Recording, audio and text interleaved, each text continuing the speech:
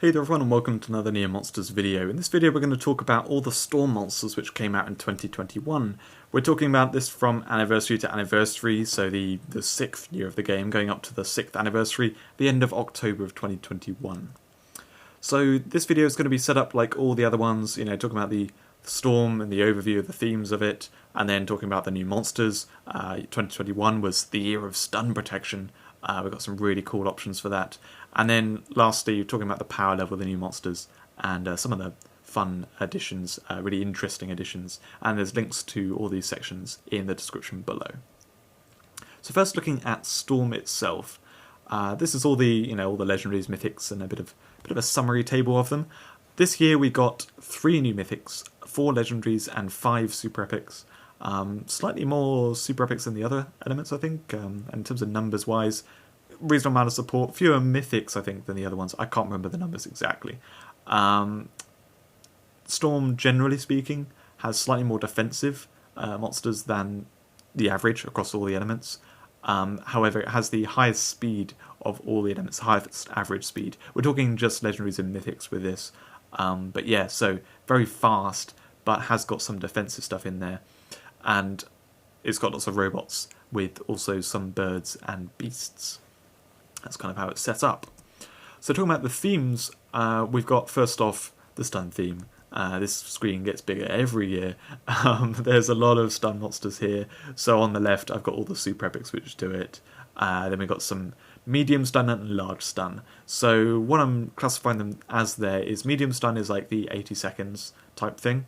XYZ you could say is perhaps like larger stun because it's stunning every new monster that comes in.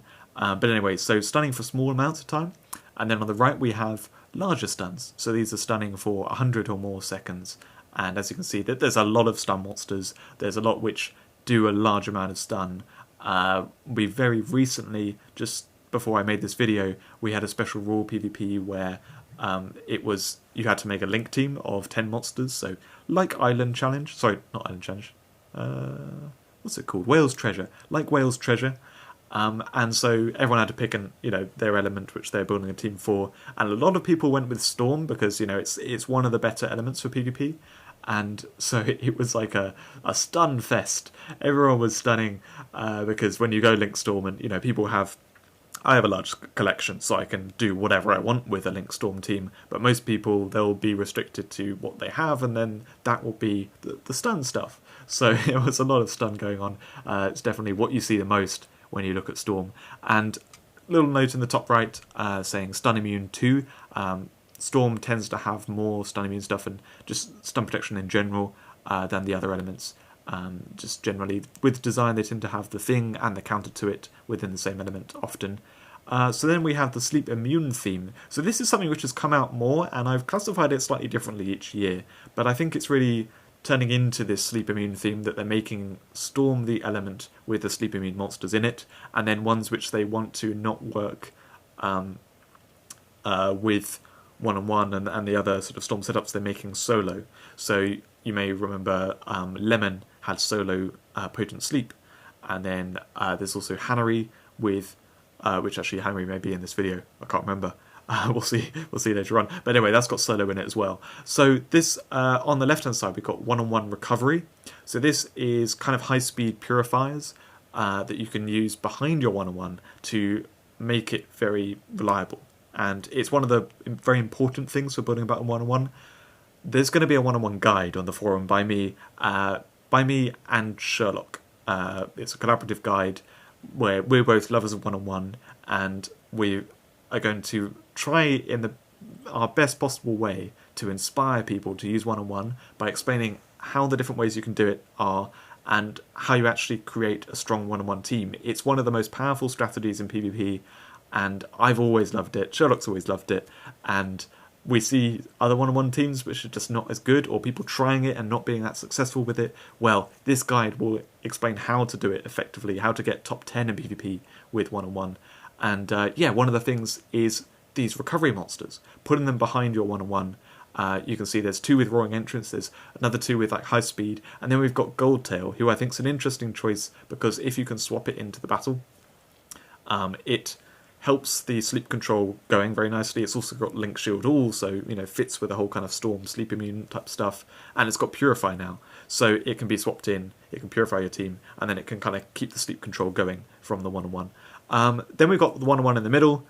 Got 3 monsters here. Stratus Strike obviously has the move. Then we've got the Saint Feather, which has the, I can't remember what it's called now. Silent Night. There we go. That puts everything to sleep, so it doesn't even leave one of the enemies awake. And same with Lemon, unless it's in second form, in which case it keeps one of the enemies awake. But yeah, so 3 Storm monsters which do this kind of effect of sleeping everything on the battlefield. So using with sleeping monsters, which are on the right, we have Bunker Beast, Donrilla, Cynthia. Donrilla and Cynthia are the big ones here, but you can also use those other 2. They fit there, and yeah. Anyway, so Sleep Immune, we've got a bunch of stuff for 1/1 and doing this whole kind of strategy in Storm, making it a Link Storm thing, as opposed to just generally like using 1/1 with the stuff that works best with 1/1. And then up in the top right, I've also got some sleep too. There's a little bit of sleep in Storm, not a huge amount, but it's in there. And then lastly, we have a sub-theme which I picked out, which is the Energy sub-theme. It's definitely got a fan base for it. Energy, these particular 3 in the middle, especially Nautacruiser and Aurelius. You can do that swift charge right at the beginning of the battle. That's very nice. And then Saint Togula just supports all energy stuff very well. So it's not specifically a Link Storm thing. It does turn out as that with those 3 monsters, but there are other energy monsters in other elements as well. It's just, there's a little bit more in Storm, so I picked it out here. There's also Static Sphere, which is a fun monster that actually supports Link Storm as well, with the Anim Accelerate, and obviously is an energy monster, so it fits in here. So yeah, we've got some energy stuff in Storm. Let's move on to the monsters themselves. Starting off with Super Epics, this first one, this is a big one. Alpha Storm, very strong monster for PvP. So this is an example of them just literally trying to make a PvP meta Super Epic.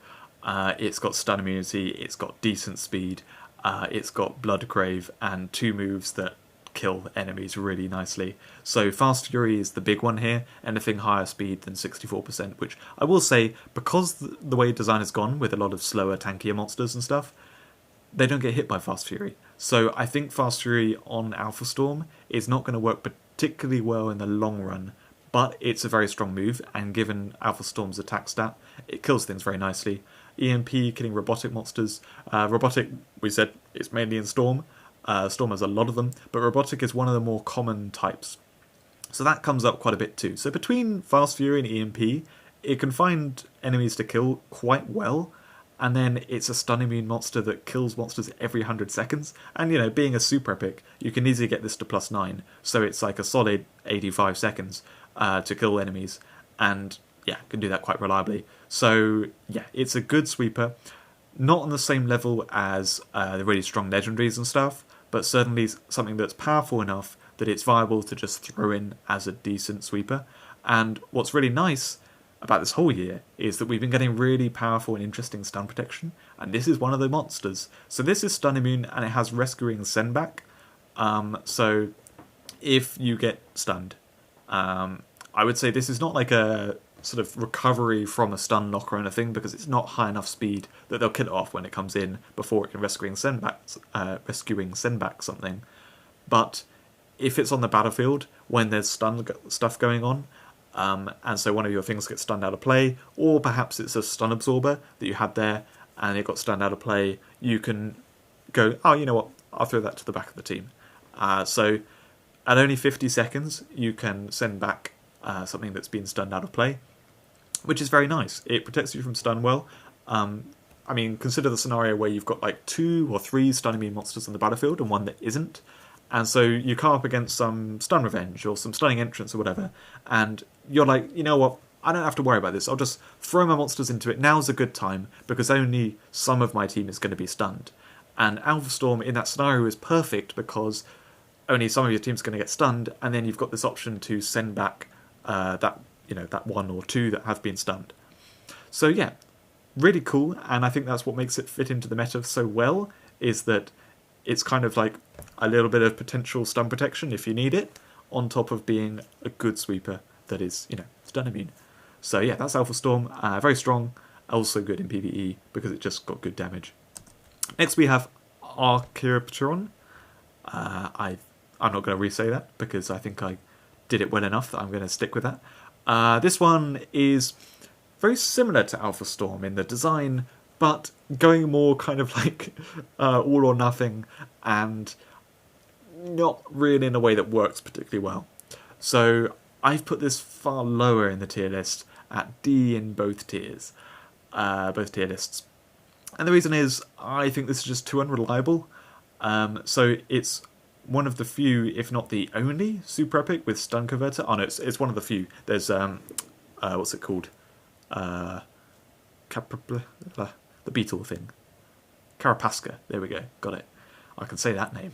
So yeah, it's one of the few monsters with stun converter, and what it's really hoping to do is meet an enemy with stun revenge, and then it can stun breaker it.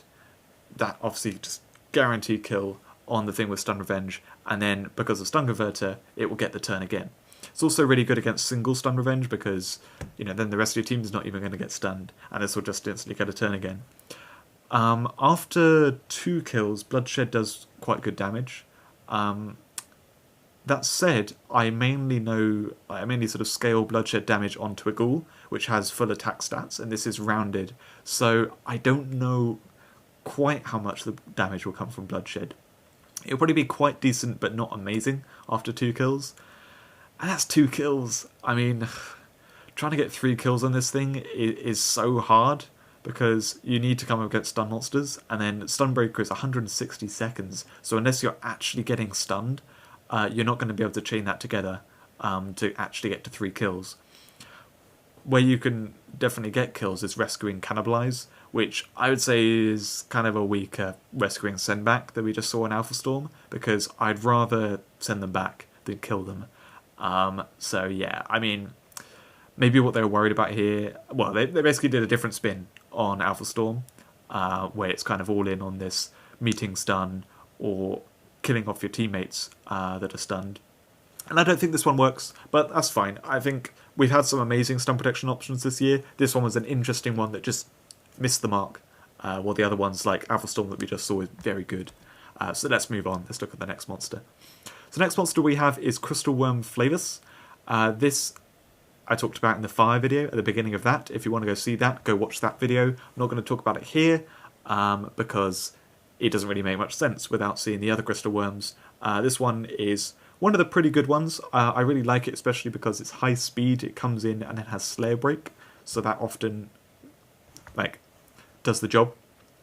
Comes in, does that, and then it can be killed off by another crystal worm to speed them up and make the crystal worms do their thing. So yeah, it's a pretty cool one, but you have to go watch the other video to see it in detail. Next we have Gentle Owl. Now this one is a really good one, and I've kind of I think I underrated it a bit when it first came out. So what's nice is it has quite good defense. So it tanks a little bit better than you'd maybe expect. And then it counters sleep monsters really nicely because it has Insomnia and the move Counter Sleep, which puts them to sleep. It's like a guaranteed put them to sleep. So any sleep monsters it comes up against, it really punishes very nicely, and they can't do much about it. Double Dream Hunt is also a good move, which means one way you can build around this, which we'll talk about the main primary way in a second, but one way you can build around it is with sleep. So you just sleep enemies and use this as a double Dream Hunt. But the primary way to build around it is with the Mythic Waifu. So it actually specifies female humanoid type teammate. I don't know if there'll ever be some ambiguous, are they female or not humanoids? But anyway, basically it's all the mythics which we've been getting, which are the female, big boobs, waifu things. Yeah. Use Gentle Owl with them, and this is a reasonably fast give turn monster. Reasonably fast meaning the 48% speed, a little higher than we see on give turn monsters from the past. And the give turn move itself is 70 seconds. My god, that is so fast. There are lots of these waifu. And having a move like this, and knowing that waifu are going to keep coming into the game, means that there's going to be a lot of monsters which are great to combine with Gentle Owl. Like, if they bring out any ones which just have, like, really good sweeping power that you just need to give them extra turns and they do amazingly well, Gentle Owl is going to do the job so well. Because, like I said, it tanks a little bit better than you'd expect. It's got reasonable speed as well. And then, yeah, it can just chain this give turn, do it 5 times to give turn to something. So, yeah, I won't bother going through what I've seen it combined with so far. Suffices to say, good waifu, it's good with them. And then it counters sleep when that comes up.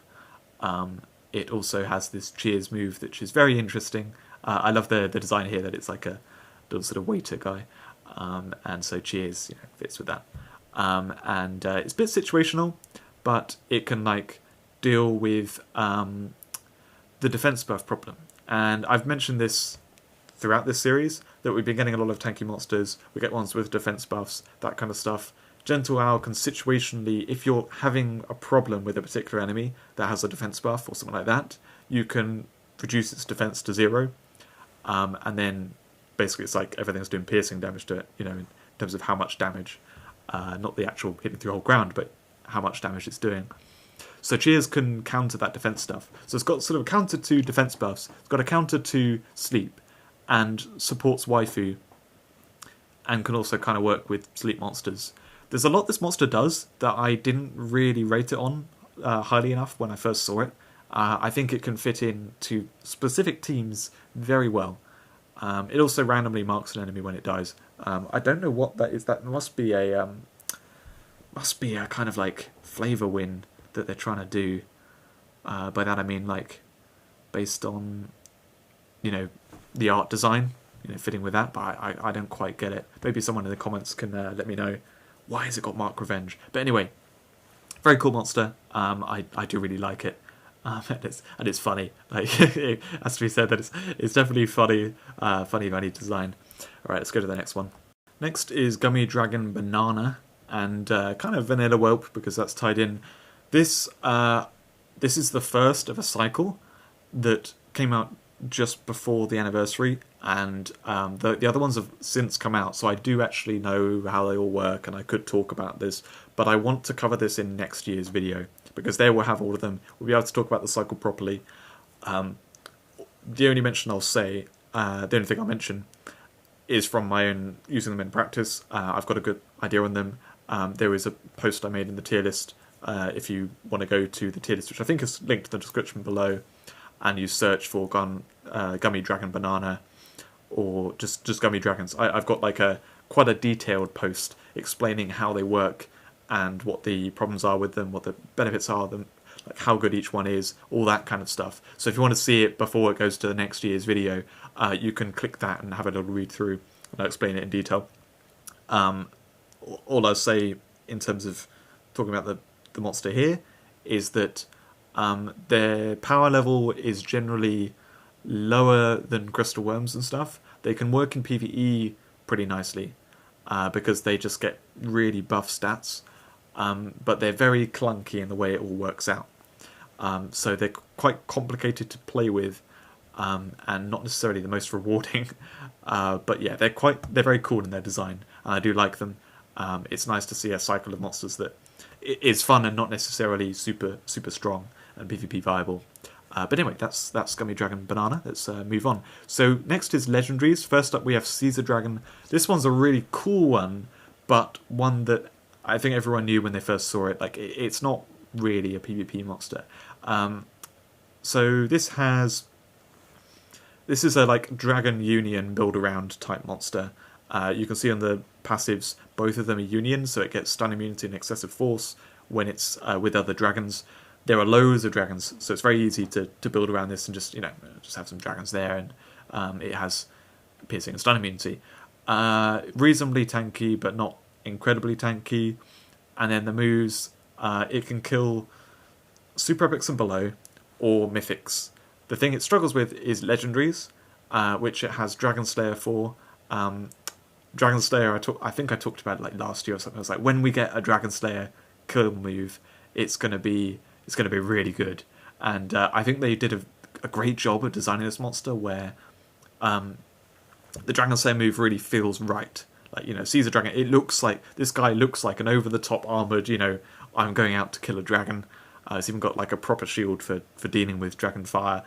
So yeah, this can kill dragons, but then it's not like it's got some other moves for killing as well. I don't know where I was going with that. Basically, legendary dragons it can kill, super epics and below, and mythics. Anything that's legendary that isn't a dragon, it struggles to kill. It needs 2 kills for Bloodthirst, and I think once Bloodthirst is charged, this is a really nice sweeper, because it's got piercing and stun immunity, so that's just like consistently going to be killing well. It's reasonably tanky, all that good stuff. No killer weaknesses as well. So if it can get a couple of kills, it's great. To get those couple of kills, well, Dragon Slayer is fast. The other 2 moves, Natural Selection and Diaside X, are not. It can Dragon Lottery to get a kill there, so kill off some deadweight, create a random dragon. That may just create new deadweight. Not the best move. So it kind of struggles to get 2 kills very well. And that's why it's held back in PvP, is that it's just a little too situational with its damage stuff, that a little too slow with its damage stuff, that it doesn't really match up to the kind of stuff which we want to be using. But that said, PvE-wise, Excessive Force makes it really nice, because, things are generally buffed a bit, so having some monster that reliably kills makes a massive difference. A lot of things just don't one-shot PvE, and this one will. And you'll meet a bunch of mythics in PvE. You could perhaps build around this with a give turn thing to speed it up. So you do Diaside X, give turn, and then I don't know. Maybe there's something you can kill with the Dragon Slayer, and then follow up with Bloodthirst stuff. So yeah, it does cool stuff.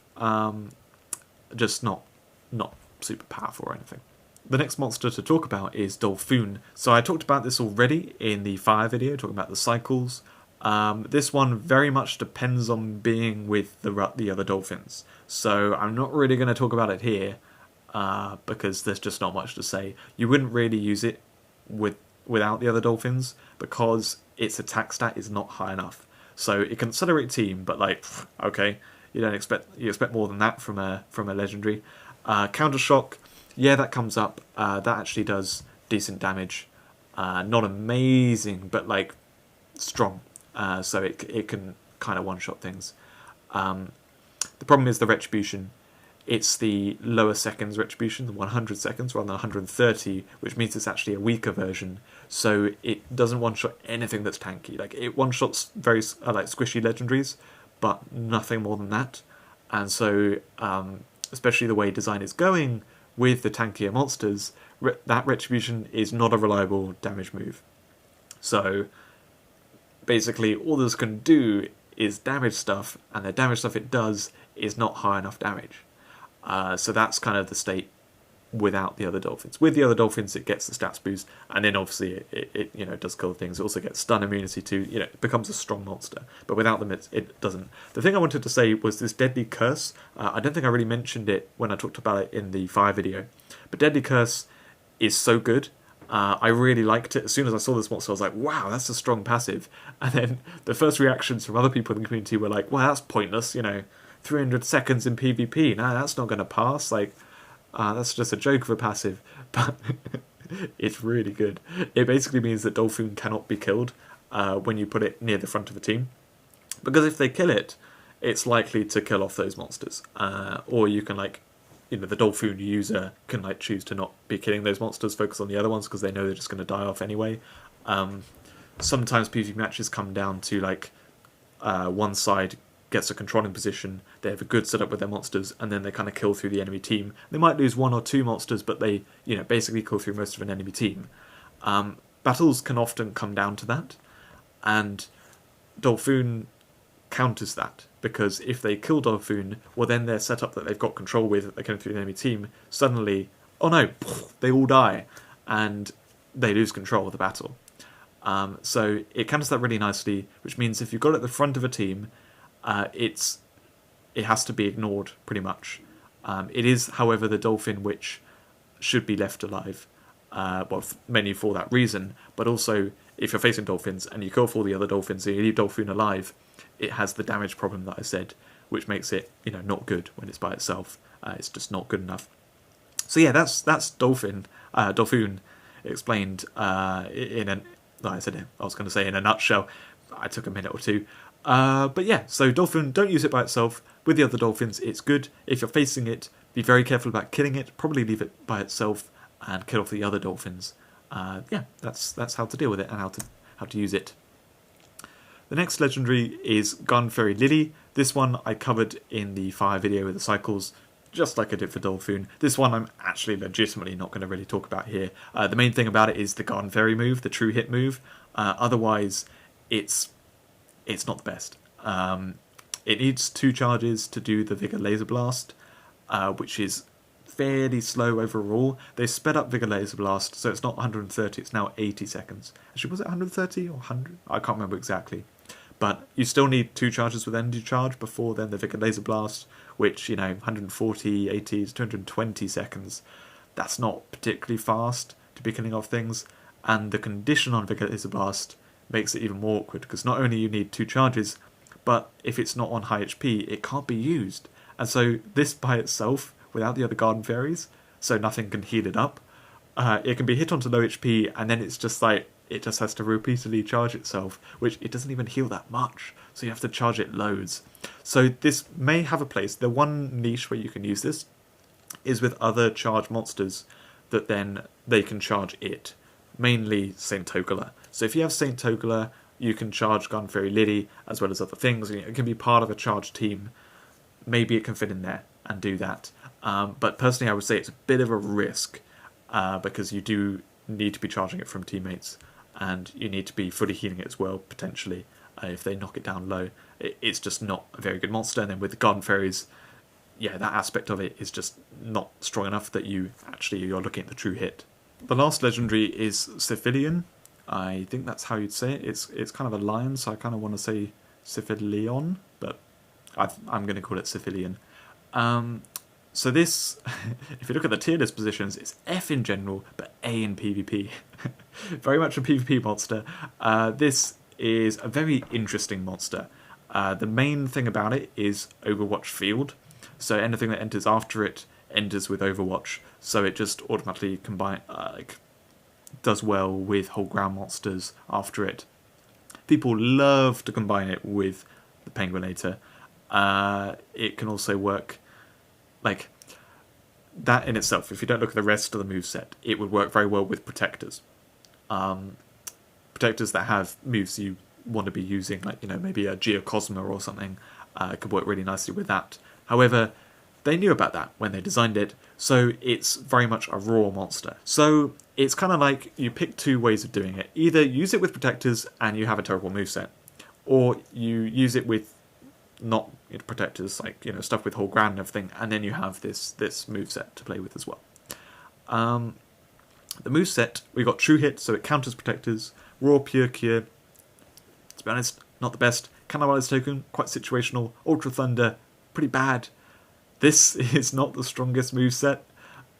It's definitely scaled back, like how they kind of did with Disikian, where the original moveset of Disikian was actually too strong, and then they nerfed it. They overhauled it, and I think they knew that creating this monster, they're like, okay, we're not going to create something that's like actually really strong in the moveset, and then has Overwatch Field on top of that, because Overwatch Field is just very powerful. So the moveset is very situational. It counters Protectors, and that's pretty much what it does. It counters Protectors, it counters Token Disruption, and it's got Swift Payback Killer, so for 1 kill, it can counter a Death Revenge monster. So that's what it does. It sort of counters some things. The Raw Pure Cure, I guess, can counter Sleep and Poison, maybe, but not the best.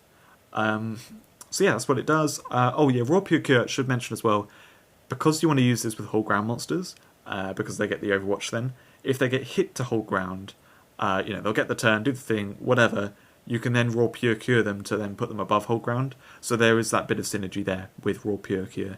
I made it out to be a bit useless, but no, it synergizes with what you're using this monster with in general. And the other thing is Explosive Revenge All.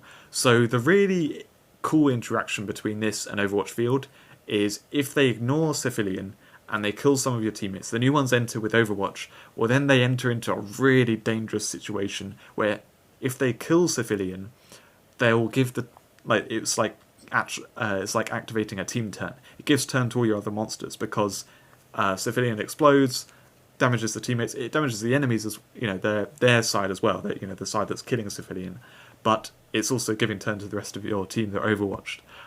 So Civilian is one of those monsters that kind of has to be killed first. If you kill other monsters, you're entering into a really terrible situation. And I love the design of that. I think it's very cool, and it gives a reason for the moveset itself to be weaker. The other thing, though, that's really interesting here is Civilian really harshly counters token disruption, because it has cannibalized token to kill off any problematic tokens, but also it has explosive revenge all that will kill off any tokens when it dies. So this is a really hard counter to Rocklock and other token disruption stuff. When it enters, they have to kill it first, really. They're kind of incentivized to do that anyway. But if they're doing the token disruption, they're planning to kill the newly entering monster. And when they do that, it kills all the tokens. If they ignore it and they kill the tokens, well then they're kind of losing their token disruption. The new monsters are entering. Overwatched Civilian can remove those tokens anyway. Like it's a really hard counter to token disruption. So yeah, really interesting monster, very cool. Let's move on. The first mythic to talk about is Hannery. This is the one I got slightly ahead of myself with. It's a sleep immune monster. So this is kind of interesting in its design. It's sleep immune, but it has an entrance, so you don't really want to use it with 1-on-1. And also, since 1-on-1, they're turning it more into like a Link Storm thing. It's got solo, so it doesn't really fit with that. So you can use it in slightly different ways, depending on how you want to, what you want to get from it.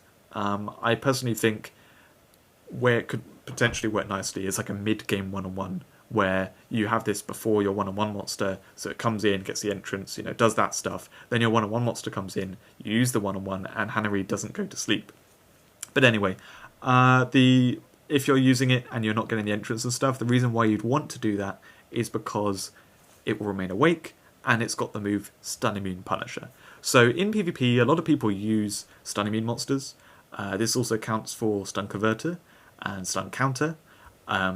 It doesn't count for Stun Absorbers, because those can still be stunned, it's punishing the ones that can't be stunned. That's the sort of clarification there. But yeah, it's a 100-second move that deals one-shot damage to those things. That's going to be quite a lot of monsters in PvP. Otherwise, it will come in, it will stun all the enemies, they're doing the damage and then stunning them. This counters Overwatch very nicely, because it will trigger Overwatch and then stun those monsters. Otherwise, it will remove stealth and shields and stuff, which is great because you want to hit two things with Time Crush Double, so removing stealth for that is nice. Yeah, it's not the best damage from Time Crush Double. Like, that's kind of more scaled for Huskagun, which has slightly higher attack than Hannery. So you do have to be careful about what you're going for. It won't just kill anything that's stunned.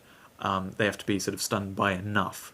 But as long as you can do that, between Time Crush Double and Stun Immune Punisher, and bear in mind you've got another Stun Pulse to set up the Time Crush Double, you can hopefully get 2 kills fairly easily. And then you've got Solo Bloodthirst. So it's a cool stun plus sweeping, which has some sleep immune combo synergy, and you can add protectors in if they be good in this situation. So if the protectors aren't being countered by the opponent, you can put them in, and it's going to help protect your team a bit. Really cool monster, not exceptional, because it does have some limitations, and if stun's not what you need at the time, it may not do exactly what you want. But I think this is a very solid addition that is good for stun teams, in that it both helps set them up by removing the stun protection with Stun Immune Punisher and stuff, so it can set up the stun stuff behind in your team, while also being stun itself. And it can actually delay those next stun things coming in. Like, say the enemy team has stun counter and that kind of stuff in it, and so you don't want your stun stuff coming in. Well, that's where the secret skill can come in use as well, is that you can be like, okay, I don't want it to come in yet, I'm going to throw a couple of Bronzoids next in line, and so then it will be a little bit longer before the stun comes in, and gives me a bit of time to remove their stun protection. So yeah, that's how Hannery works. A bit of insight into the moveset, and I think it's pretty good. I like it quite a bit. Next we have Nikki. This is another sleep immune monster. So you might have been wondering at the beginning when I was like, oh, you know, one-on-one sleep immune stuff as a theme it was a theme in Storm. Well, you can see expanding here. Last mythic was sleep immune. This mythic is sleep immune. Very much sleep immune Storm monsters is a thing. This one is very cool. I love it a lot. It's very high speed but very low defense. It's like the squishiest mythic you can get. It feels like a legendary in terms of how easily it dies. But that said, it can steal stealth and shields from the enemy team, which makes it a bit harder to kill. It counters... so the really cool thing here is kill steal. That's probably the main move on here, is it can really disrupt the enemy blood moves and stuff. And bear in mind that it's 97% speed. It can come in and then make an enemy, like, situationally disable an enemy by, like, stealing their kill. Otherwise it can, you know, remove shield or stealth from stuff. If there's a camouflage thing, it can repeatedly steal that stealth to always, you know, have it as like a 25-second way of giving itself stealth. And multi-face strike. This is basically a upgraded Blood Fury. So it deals the same damage as Blood Fury scaled by the kills, but also scaled by stealth and shield. So each one of those adds on the equivalent of a kill. And rather than 130 seconds that you have for Blood Fury, this is only 100 seconds. So yeah, it's a very good move. This is a nice sweeper that is sleep immune, and as long as it can steal a kill, which it can very easily if it's outside the front line, or still stealth or shield, then it can start sweeping. Swift True Hit is also very nice. Front line, this is like a really harsh counter to protectors, because like, what's faster than 97% speed? Very little. So it can just immediately true hit something. And as long as you get a kill on here, like, I should say, the shield and the stealth steal, they effectively charge the multi-phase strike. But if they get removed, well, then multi-phase strike isn't charged anymore. If you've got a kill on Nikki, though, obviously multi-phase strike, it's charged the whole time. So once you get a kill, it's fine to go. And so that's why also kill steal is like the most important move there, because it just charges multi-phase strike forever. Whereas the stealth and the shield steal, maybe in that window of time, they're able to like hit her, and then it can disrupt her trying to get to her sweeping. So yeah, situationally, she doesn't work sometimes, but I think most of the time she does very well. And yeah, has some really cool stuff going on with her. She's just quite easy to kill off, and sometimes doesn't work. And that restricts her to kind of like more the mid-tiers of PvP. The last monster to talk about is Road Knight. Now this is quite a funny one. So this got buffed at some point later in the year. When it first came out, it wasn't too good. But it's now actually a functional monster. It's good, and it may even get a little bit more of a buff in the future. We'll have to see. So this is a Roaring Entrance monster that also removes like stealth and shield and stuff from enemies when it enters, which is pretty nice. But its main use is Revenge Breaker. So anything with a Revenge passive, this counters very nicely. It piercing one-shots it and negates the Revenge effect. So yeah, brilliant counter to like Death Revenge. It's like an upgraded payback killer. A little bit slower to use, 130 seconds rather than 100, but it also works on, you know, anything else with a revenge effect. And there's quite a lot of monsters out there with revenges, so this move comes up quite a lot to kill things. Otherwise, it's got Union Attack, which it doesn't have the highest attack stat, so you may want to use the Attack Boost Plus first, but suddenly after that, Union Attack does great damage. So this monster, I would say, is quite limited to teams with beasts in. You wouldn't just jam this in a random team. I'd say you want to use it in a team with some beasts around, and then it should perform really well, because it comes in Roaring Entrance, and then can either Union Attack or Revenge Breaker. If you're just relying on the Revenge Breaker, it's not going to perform as well. Also worth noting that Revenge Breaker actually does great damage when it doesn't critical, especially after you've used Attack Boost on it. I can't remember the numbers off the top of my head, but basically it can two-shot things. So after the Attack Boost Plus, then Revenge Breaker does some reasonable piercing damage, which can be useful, you know, if something's shielded or something like that. having a way to not just remove the shield, but actually do a good chunk of damage to it too, can be very nice. And, you know, we've talked about how there's lots of high defense monsters and defense buff monsters and stuff. Revenge Breaker comes into play there as being like a decent move against that kind of thing. Otherwise, the Reproduce, pretty useless to be honest. The Rattles, they're kind of fine, but this can only be used after a teammate dies, and it just doesn't really add enough. The Shield Ally can come up, but it's very slow. I'd probably prefer to be doing Revenge Breaker, even though when it's not doing critical damage, just to try and kill through enemies. Like, you'd only shield a teammate if it's critical in that moment. So yeah, predominantly this is a damage dealer that deals with revenge passive things and use it in a team with beasts. It's pretty cool, but you can see I've got it low in the tier lists. It's fine. It's a functional monster, just a little bit niche, and not like the most impressive thing. You know, it falls into the trap of this doesn't have immunity to anything. It doesn't have like some big revenge or controlling like thing. It just does damage.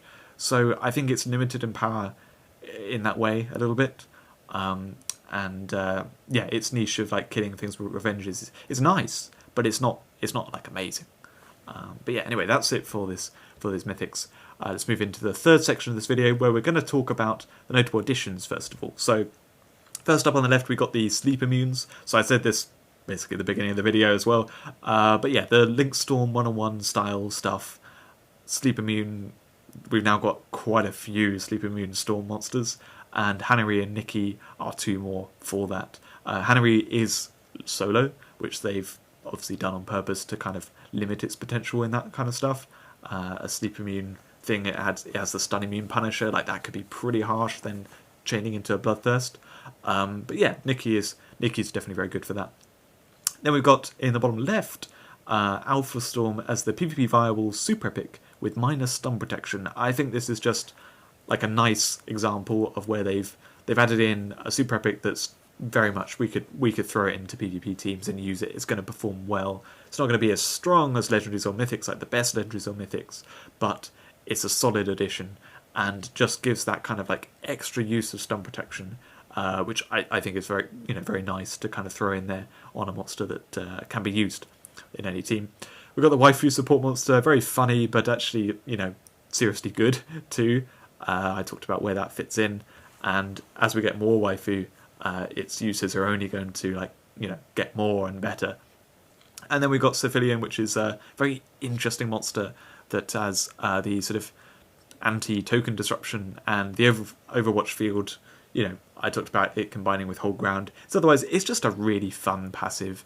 And the way how it kind of puts the opponent in a difficult situation of like, do I kill other things and then deal with the Overwatch stuff and like potentially get into a horrible situation where I need to kill Civilian, but then it's going to give a turn to everything, and it's very cool. I like it a lot, even if it's not like an incredible monster.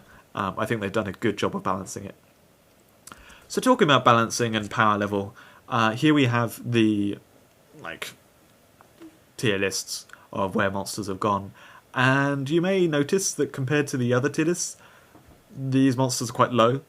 I think that overall this was the least well supported element this year. Well, at least well supported. It got the weakest stuff overall. There wasn't a huge number of monsters here. Well, though it's a reasonable number. We got quite a few super epics actually. But yeah, we got some interesting things for niche use. The Legendaries and Mythics, though, no real standout as like a super strong one or anything. I personally like Nikki quite a bit, but that's because I like 1-on-1, so something that works in the 1-on-1 is great. And Civilian is very cool. Some people are definitely using that in PvP. So yeah, not like big standouts on the Legendaries and Mythics. The super epics, we did get Gentle Owl, which has its very strong niche use, and Alpha Storm, which is very good overall. But yeah, that's kind of where the power level is of those. So yeah, that's it for this video. I hope you enjoyed watching it and hearing me talk about all these different monsters. I hope you like the new style. Do let me know what you think of the style I've done this year, where the first two videos covered some of the more general stuff and I went into detail on those. And then these later ones, I've still kept them reasonably long, but by talking about the monsters themselves longer, I've sort of, condensed the other sections and made it me talking about the monsters in detail, about what they do, where you can use them, how powerful they are, that kind of stuff. Let me know how I've done with that, because year on year I'm trying to improve this, and the content's for you, so I try and make it the kind of stuff which you want to see. So thanks for watching, and I'll see you in a video soon.